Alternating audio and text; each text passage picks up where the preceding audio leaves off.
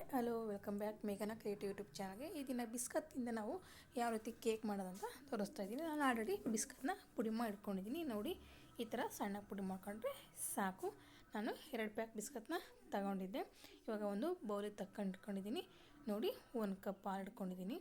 ಸ್ವಲ್ಪನೇ ಹಾಕಿಬಿಟ್ಟು ಚೆನ್ನಾಗಿ ಮಿಕ್ಸ್ ಮಾಡ್ತಾ ಹೋಗಬೇಕು. ಒಂದೇ ಸಲ ಅಷ್ಟು ಹಾಕಿದರೆ ಅದು ಗಂಟಾಗತ್ತೆ, ಆಮೇಲೆ ಮಿಕ್ಸ್ ಚೆನ್ನಾಗಿ ಬರೋದಿಲ್ಲ. ಹಾಗಾಗಿ ಸ್ವಲ್ಪನೇ ಸಹ ಹಾಕ್ಕೊಳ್ತಾ ಮಿಕ್ಸ್ ಮಾಡಬೇಕು. ನೋಡಿ, ನಾನು ಯಾವ ರೀತಿ ಅಂತ ಮಿಕ್ಸ್ ಮಾಡೋದನ್ನ ತೋರಿಸ್ತಾ ಇದ್ದೀನಿ.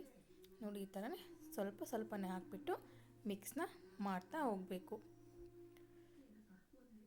ಚೆನ್ನಾಗಿ ಅದು ಮಿಕ್ಸ್ ಆದಷ್ಟು ಕೇಕ್ ಚೆನ್ನಾಗಿ ಬರುತ್ತೆ. ಹಾಗಾಗಿ ಚೆನ್ನಾಗಿ ಮಿಕ್ಸ್ ಮಾಡ್ತಾ ಹೋಗಬೇಕು.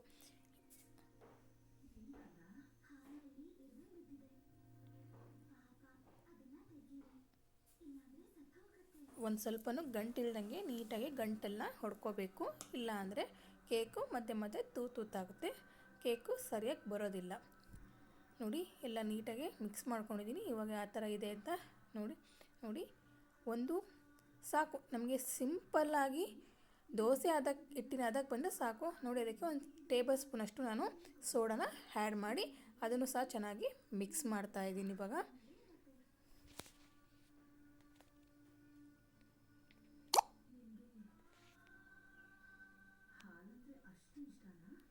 ನಾನು ಒಂದು ಕುಕ್ಕರಲ್ಲಿ ಗಟ್ಟಿರೋ ಕುಕ್ಕರ್ ತೊಗೊಳ್ಳಿ. ನೀವು ಸಹ ಮರಳಾಕಿ ಇಟ್ಕೊಂಡಿದ್ದೀನಿ. ಅಕಸ್ಮಾತ್ ಕುಕ್ಕರ್ ಬೇಡ ನಮಗೆ ಅನ್ನೋರು ಗಟ್ಟಿರೋ ಪಾತ್ರೆ ಆದರೂ ಸಹ ಉಪಯೋಗಿಸ್ಬೋದು. ಸ್ವಲ್ಪ ಸಣ್ಣೂರಲ್ಲಿ ಇಟ್ಬಿಟ್ಟು ನಾನು ಇದನ್ನು ಕುಕ್ಕರ್ನ ಬೆಲ್ಟ್ ಮತ್ತು ವಿಶಿಲ್ ತೆಗೆದ್ಬಿಟ್ಟು ಮುಚ್ಚುತ್ತಾ ಇದ್ದೀನಿ. ಏಕೆ ಅಂದರೆ ಅದು ಹೀಟ್ ಆಗಬಾರ್ದು ತುಂಬ. ನೋಡಿ, ಇವಾಗ ಒಂದು ಬೌಲಿಗೆ ಚೆನ್ನಾಗಿ ಎಣ್ಣೆನ ಸ್ಪ್ರೆಡ್ ಮಾಡ್ಕೊತಾ ಇದ್ದೀನಿ. ನಾನು ಬಟರ್ ಪೇಪರ್ನ ಬಳಸ್ತಾ ಇಲ್ಲ. ಯಾಕೆ ಅಂದರೆ ಬಟರ್ ಪೇಪರ್ ಇಲ್ದೇ ಮಾಡುವ ವಿಧಾನನ ತೋರಿಸ್ಕೊಡ್ತಾ ಇದ್ದೀನಿ. ಹಾಗಾಗಿ 1 ಕಪ್ ಮೈದಾ ಹಿಟ್ಟನ್ನ ನಾನು ಬಳಸ್ತಾ ಇದ್ದೀನಿ. ಮೈದಾ ಹಿಟ್ಟನ್ನ ಸುತ್ತಲೂ ಈ ಥರ ಹಾಕ್ಬಿಟ್ಟು ಚೆನ್ನಾಗಿ ಮಿಶ್ರಣ ಮಾಡಬೇಕು. ಸುತ್ತಲೂ ಸಹ ನೀಟಾಗಿ ಹಾಕ್ಕೊತಾ ಹೋಗಬೇಕು.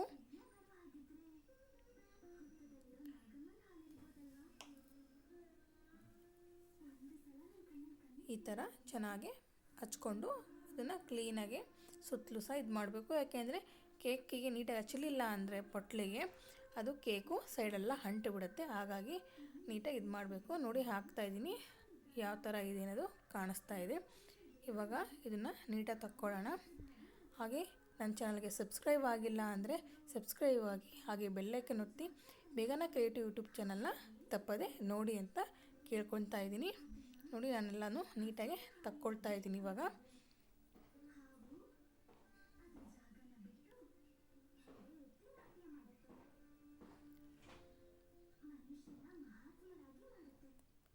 ನಾನು 2 ಸಲ ಇದನ್ನು ಬಿಟ್ ಮಾಡ್ಕೋಬೇಕು. ಯಾಕೆ ಅಂದರೆ ಬಿಟ್ ಮಾಡ್ಕೊಳ್ಳಲಿಲ್ಲ ಅಂದರೆ ಅದಾಗಿರೋ ಬಬಲ್ಸ್ ಎಲ್ಲ ಹಾಗೇ ಇರುತ್ತೆ. ಅದರಿಂದ ನಾವು ಬಿಟ್ಸ್ ಮಾಡ್ಕೋಬೇಕು. ಕೇಕ್ ಚೆನ್ನಾಗಿ ಬರಬೇಕು ಅಂದರೆ ಬಿಟ್ ಮಾಡ್ಕೊಳ್ಳೇ ಬೇಕಾಗತ್ತೆ 2 ಸಲ. ಇವಾಗ ನಾನು ಬಿಟ್ನ ಮಾಡ್ಕೊಳ್ತೀನಿ. ನೀವು ಸಹ ನೋಡಿ ಯಾವ ರೀತಿ ಬಿಟ್ ಮಾಡ್ಕೊತಾ ಇದ್ದೀನಿ ಅಂತ. ಇವಾಗ ಬನ್ನಿ ನೋಡೋಣ. ನಾವು ಕುಕ್ಕರಲ್ಲಿರೋ ಮರಳು ಸ್ವಲ್ಪ ಬಿಸಿ ಆಗಿದೆ. ಅದರ ಮೇಲೆ ಒಂದು ಪ್ಲೇಟ್ನ ಮಕಡೆ ಹಾಕ್ಬಿಟ್ಟು ಅದ್ರ ಮೇಲಿಟ್ಟು ಇನ್ನೊಂದು ಪ್ಲೇಟ್ನ ಮುಚ್ಚಿ, ಆಮೇಲೆ ನಾನು ಕುಕ್ಕರ್ನ ಬೆಲ್ಟ್ ವಿಸಲು ತೆಗೆದುಬಿಟ್ಟು ಮುಚ್ಚುತ್ತಾ ಇದ್ದೀನಿ. ನೆನ್ಪಿಟ್ಕೊಳ್ಳಿ, ಬೆಲ್ಟ್ ವಿಸಲು ತೆಗೆದುಬಿಟ್ಟು ಮುಚ್ಚಬೇಕು. ನೋಡಿ, ಆಲ್ರೆಡಿ ಕೇಕ್ ಆಗಿದೆ. 10 ರಿಂದ 15 ನಿಮಿಷ ಆದರೆ ಸಾಕು. ನೋಡಿ, ಸ್ವಲ್ಪನೂ ಸ್ಪೂನಿಗೆ ಸಹ ಹತ್ತಿಲ್ಲ ಯಾವ ರೀತಿ ಆಗಿದೆ ಅನ್ನೋದು. ಇವಾಗ ಅದನ್ನು ನಾನು ಕೆಳಗಿಟ್ಟಿದ್ದೀನಿ. ಅದು ಸ್ಪೂನ್ ಇಟ್ಟಿದ್ವಲ್ಲ ಅದ್ರದ್ದು ಮಾರ್ಕು. ಸುತ್ತಲೂ ಸಹ ನಾವು ನೀಟಾಗಿ ಎರ್ಕೋಬೇಕು. ಯಾಕೆ ಅಂದರೆ ಸೈಡಲ್ಲೆಲ್ಲ ಅಂಟ್ಕೊಂಡಿದ್ರೆ ಮಕಡೆ ಹಾಕಿದಾಗ ಕೇಕು ನೀಟಾಗಿ ಬರೋದಿಲ್ಲ.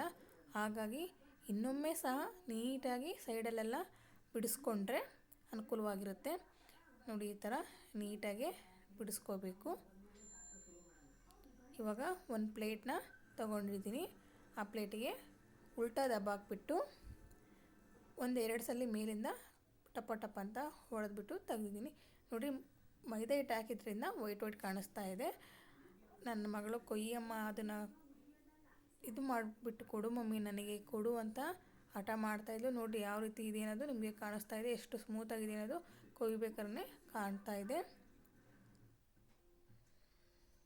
ನೋಡಿ ಎಷ್ಟು ಸ್ಮೂತಾಗಿದೆ ಅನ್ನೋದು ನಿಮಗೆ ಕಾಣಿಸ್ತಾ ಇದೆ. ಕಟ್ ಮಾಡಿದಾಗಲೂ ಸಹ ಅಷ್ಟೇ ಸ್ಮೂತಾಗಿತ್ತು, ಇವಾಗಲೂ ಅಷ್ಟೇ ಸ್ಮೂತಾಗಿ ನೀಟಾಗಿ ಹಾಕಿದ್ದೀನಿ. Thank you all.